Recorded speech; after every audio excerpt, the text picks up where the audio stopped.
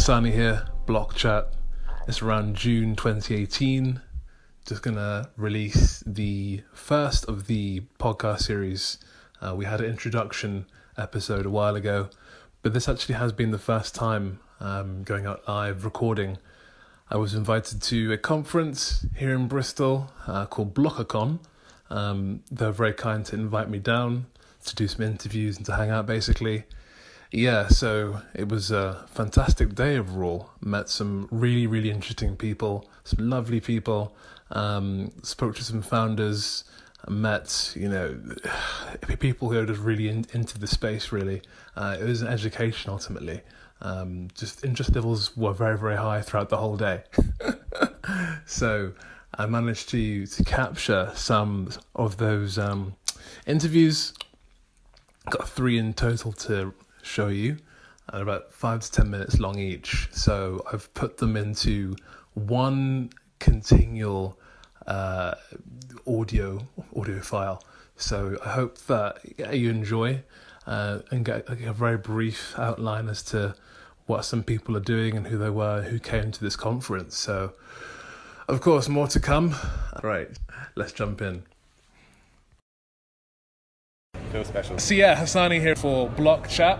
I'm at the Blockercon conference in Bristol today, looking at blockchain stuff, DApps, etc. I'm stood here with 2 guys from what's called Blocknine. Correct. A blockchain development end-to-end company, is it? That's us, really, yeah. So what do you do, guys? So we do everything from white paper reviews, strategic stuff, creating the brand, marketing, all the way through to developing a smart contract, blockchain, technical stuff to get you ready for launch in the ICO, or we're doing a lot of work at the moment with STOs. So what's STO? Securitized token offerings. So that's where you have an equitized, tokenized stake in a company. Right. So we're working with some FCA regulated partners to develop one of the first UK crypto securitized fund offerings. So that's very exciting. So we've had a lot of interest in that space. But yeah, we sort of do everything to get you to the point of being ready to go to sale for a token.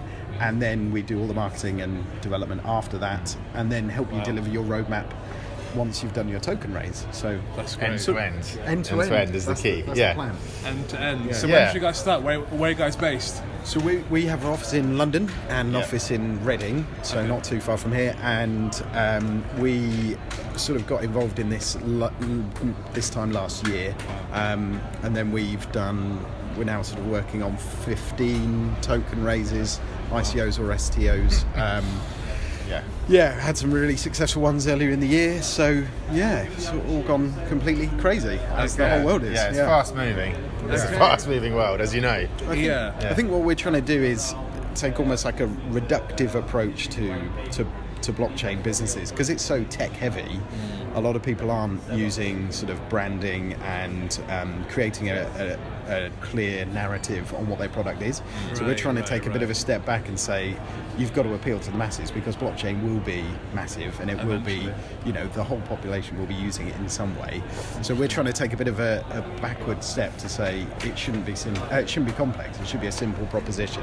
Fair enough. And clear and good branding. I feel like there's no big branding agency. It's very tech heavy, and everyone's sort of, because obviously it started in the tech world and everyone's investing it was very tech or financial savvy, and now it's kind of just, as we're getting ready for the kind of wider adoption of blockchain, it's making sure that everybody's kind of, as you would do with any other company, appeal to the right demographic in a broad market. So, that's awesome. Really so in terms of companies that really caught your eye so far, any success stories, any standout companies that you're working with? Can you name any names? So the one that we did that we can, so loads are sort of mid-launch at the moment. NDAs. So we work with Easy Token, which was they're a point of sale kit system. So they have 10,000 retailers in Southeast Asia.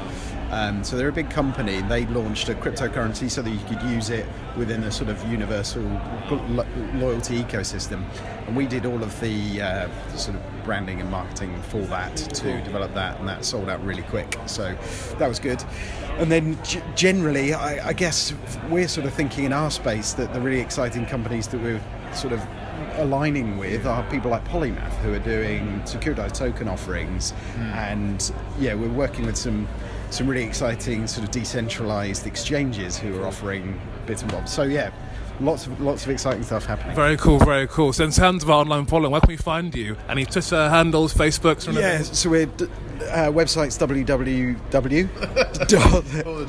all the W's, blocknine.net. And then we're our Twitter is @Blocknine Agency, and I'm Richard Scott. That's Richard Locke. Yeah, you can find us on LinkedIn through the site. Everything sort of goes through the site. Confusingly, there's another Rich as well involved, but we call him Rick. So yeah, it's company policy now. Yeah, you have to be called Richard. We'll rename you if you're not. Do you want to come work for us? You can. Richard. Awesome. Cheers, guys. Have a great day. Cheers. Right. Okay, still at Blockchat, Bristol. I'm here with the founder of REM Loyalty. That's Zdravko, or you can call me Zed. Or you can call you Zed. And basically, we're going to talk about his loyalty scheme operating on a form of blockchain called Stellar. So yeah, let's jump straight in. So, what is REM Loyalty? What does it do? What value does it bring? Why are you doing it? Okay, so we're a global loyalty program. We connect between programs. We make producers, enable them to be able to get a loyalty system out to end users, or we can replace native programs. But why did we do it? We got sick and tired of existing programs. I mean, people end up with little bits of points here and there from rewards programs, and everyone's collecting more, but it's sometimes hard to combine these and use them. We also got a little bit, the whole rule change and expirations of points and things like that were unfair. And we also think that if you've had enough of a program or don't want it anymore, you should be able to cash out and get 100%. Like, it shouldn't be a case of jumping on a website and trying to find a gift card or a gift certificate that gives you 10 cents on the dollar. So we saw really good initiatives for improvement in the program, make it faster and fairer for end users, and also a few really good cases for businesses to join us, just to make it really easy for them. That's awesome. Very cool. Very interesting. So it seems as though you are bringing, real new value, real new opportunity for people that currently have loyalty points stored in their cards or various companies' cards. Basically, you're bringing them all together to enable a person to redeem them all in one go. So basically, trying to aggregate loyalty points across platforms under one company, REM Loyalty. Yes. So, do we use some kind of REM coin for this, or is this all fiat currency based? I'm trying to understand that. Yeah, no, it's a REM. So our token it's built on Stellar, like you said before. The REM token goes out on June 26. We're an established business, so on day one you can buy the token. You can use the token, swap the token, redeem the token, cash out on the token, and it's all done through our app, which you'll be able to download on the same day, because we're an existing business. So these days, I think they're called reverse ICOs. I just call it being in business. We're a .com, not a .io. So, that's how we went about things. We were originally going out earlier in the year in February, but we wanted to wait so there was no gap between any sort of funding or buying our loyalty reward points. So, at the end of the day, why did we use blockchain? Because you could just do lots of fast transactions on digital, but there are a few reasons. It's portable. We always wanted the community to tell us what we're worth. And so now on our exchanges, you've got demand and supply forces, not some arbitrary company telling you what this reward point's worth. And secondly, we've got some really nifty stuff which gives people a little bit of supply chain comfort. So, for example, now when you go to meat produce container in Whole Foods or whatever, you'll be able to scan in cuts of beef and it'll tell you where that came from. And that's really good for the producer as well, because he or she wants to be able to connect to the end user, and they've never been able to do that before. True. Right? So they can bonus them, they can give away REM, just like the rewards program, and then our clients can redeem them. They can redeem them with Uber or any of the other brands that we've got signed up. But just one point of clarification, we can't make every program interoperable. It's actually hard to get existing programs and companies to sign up. We've spent a lot of time getting our existing brands, which are global, but you also want to be careful that you don't introduce too much competition in the ecosystem. For example, for lack of a better one, I'm probably not going to be able to sign up Uber and Lyft. You're going to get one of them, right? So at the end of the day, you want to pick people that are good. But our Anchor, which is a really unique company, and it's coming to the UK and to Australia. It's in North America now, is Rental Miles, and they're a company which rewards people for renting. So the cool thing about that is if you pay on time or you stay within their system, release early and all of that, they actually reward the tenant. So they're not spending any more money than they were before. And this company generates, so they spend on each property about $800 in reward points every year. And if you think about normal loyalty programs, if you add up airline spending, gas, groceries and retail, if you add up all four of those and multiply that by 3.5, that's how much bigger rental is as a category. And it makes sense. If you think about it, for all the renters out there, you're probably spending somewhere between a fifth to a third of your money on your rent bill. Yeah. And what else do you spend on that? Well, nothing. After tax, there's not that much left. So to find a company that actually rewards renting really is a massive point of difference for us. And that's our anchor client. We're really proud of them, and we're also proud of the way they're rewarding people just for doing good things, which to me is another one of the values of blockchain, right? So anyway, that's very interesting. So, final question for you then. I don't understand, why do you think you're the person that can deliver this and service to the masses? Well, probably because we are already. I mean, we're in business, right? So a normal ICO, what a traditional ICO, at the end of the day, you go out with great ideas and you raise some funds and presumably a year after or a little bit further down the track, you deliver what you said you would. And a lot can go wrong with that. A lot can go right too. But, you might have your normal partnerships break down, or you lose your staff, or the tech isn't what you thought it would be, or you get exposed to competition. So, I like the certainty of this. I like the fact that we waited. Am I the right guy? Not alone. I mean, we've got people in Korea and here in UK soon, and a lot of people in North America and stuff, and it takes a team.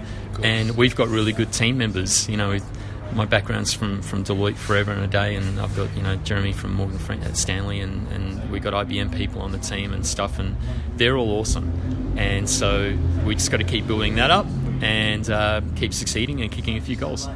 Awesome, thanks for your time. Cheers. Okay, cheers. Thank you.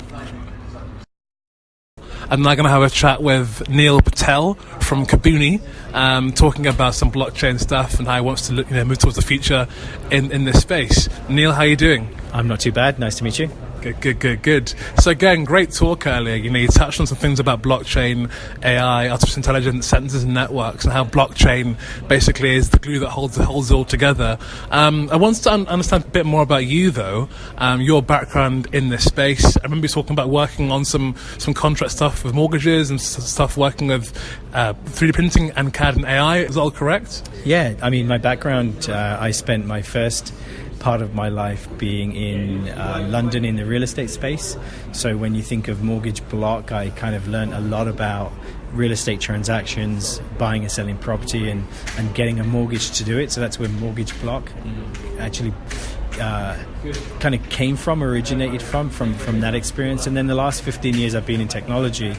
And Kabuni, with its vision of positively impacting a life with every 3D print, is focused today on orthotics and prosthetics.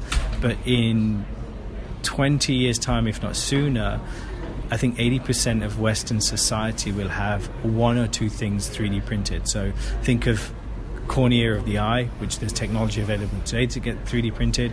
Think of kneecaps. Think of organs.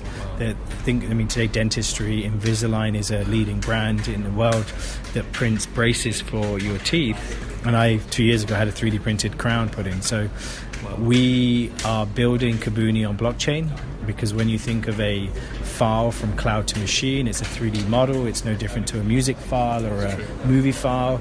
You want to know who owns the digital rights to that, what material was it printed on, and if you're going to have something put in your body, or you're going to have an orthotic prosthetic, you want to know that my data is safe, and B, you also want to know and verify who printed it, what material it came from, and how long will that material last, and is it approved by FDA or medical level grade material. Otherwise you could be getting a 3D printed prosthetic that could give you rashes, that could not be the right material. So blockchain plays a fairly big role in that. Wow, very, very interesting. Sounds very futuristic there. So in terms of the blockchain itself, do you have any concerns about scalability for this solution? Let's go back to dial-up. Do you remember that noise? we all knew that the internet wasn't fast enough, and Blockbuster turned down the acquisition of Netflix at the time based on the speed of internet. So listen, we are living 95 again. Speed of a transaction on blockchain isn't where it needs to be. It's going to get there. I think that's a given. Yeah. And there are, hundreds of great startups around the world trying to figure that very thing out. And I just want to leave it there. Just go back to AOL dial-up. Did we ever see 5G, 4G as a reality? We used it at the time. It was like, wow, even though you waited 30 minutes for an emoji to show up on a screen, if not longer. I think we're going to get to a faster, better, safer transaction system via blockchain.